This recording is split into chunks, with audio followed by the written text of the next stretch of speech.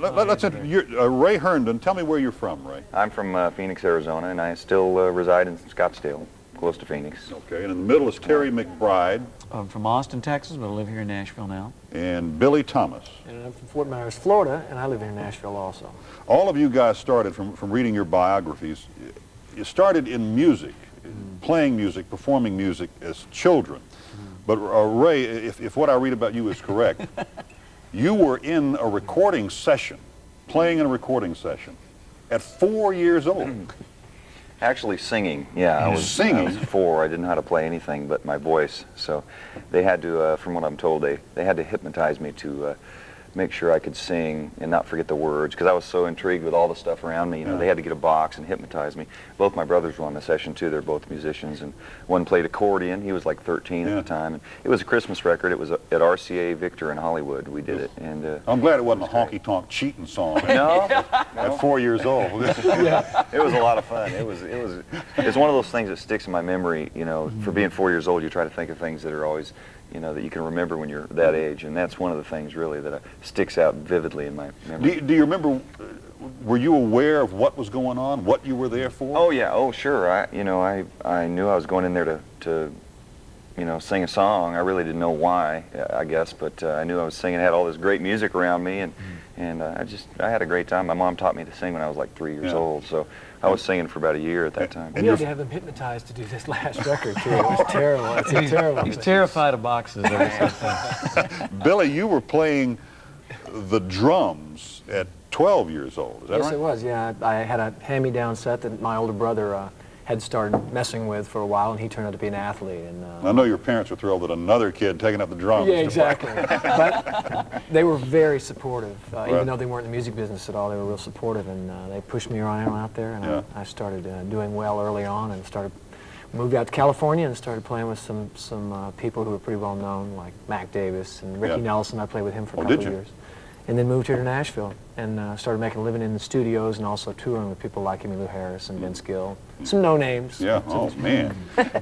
When you're a kid, I would think that practicing the drums could be a problem, not only for the people in your house, but for the neighbors. I mean, that's a loud instrument to practice. Yes, it was. Actually, we lived right next door to a motel, and the man would come over and give my parents a bad time. I still remember him because I used to practice on the porch in the back. Billy practices on his knee in the bus when we're on I sure do. He has a little practice pad he no straps problem. around his knee. It's quiet. It's very quiet. And Terry, you're playing guitar at 9 years old. This amazes me. This amazes me that you're doing these things at 9 years old. In your dad's band, is that right? Well, I started playing at 9. My dad had music around the house all my life. My father was a professional entertainer. He traveled most of my life. He was gone, but he was home long enough to give me a guitar when I was 9.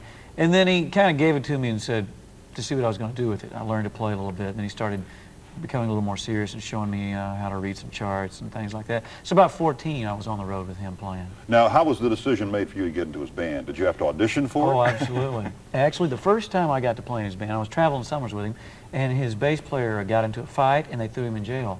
So I had the gig overnight. I just stepped right in. It's amazing how that happened. Played through his amp. A void to be filled. So that was like experience right away. There was no bass player, so but later on, when I graduated from high school, he made me audition, and so I got to know some of the guys and paid them off and got the gig. Yeah. little money works wonders, doesn't it? Quickly, before we go to break, and I know you're asked this every interview you do, Terry McBride, where does the ride come from? Well, it was actually, you know, every band needs a name, of course, and we were put together by Tony Brown here in Nashville, a great producer and a great friend of ours, and he knew us individually through the different things we were doing. Billy had mentioned, like, he played on Marty Stewart's Hillbilly Rock album. Terry pitched some songs to Tony, and I'd worked with Lyle Lovett and played on the albums and knew Tony, and so he put us all together, and we started singing together. And where am I going with this? I don't know, but the question was McBride and the Ride. Oh yeah, the Ride. That's right. Ride. We needed a name, so we didn't have a name. We had everything else, and this national TV stuff just kills me. But we needed a name. He's got to be hypnotized.